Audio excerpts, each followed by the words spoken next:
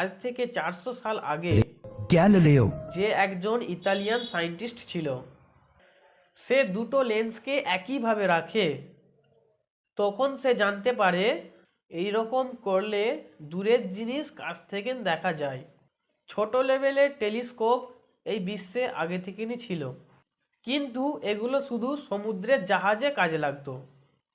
কিন্তু গ্যালিলিও এই টেলিস্কোপকে ইমপ্রুভ করে মানুষের তারিখে এই প্রথমবার এর নজর আসমানের দিকে করে। এর থেকে সে সূর্য ও চাঁদকে পুরো কাছ থেকে দেখে। গ্যালিলিও এই সমস্ত মুভমেন্টকে অবজার্ভ করতে শুরু করে। 1300 পৃথিবীকে যদি জোড়া হয় তাহলে একটি জুপিটার তৈরি হয়। গ্যালিলিও দেখতে পায় এটাও বাকি গ্রহের মতো গোল, কিন্তু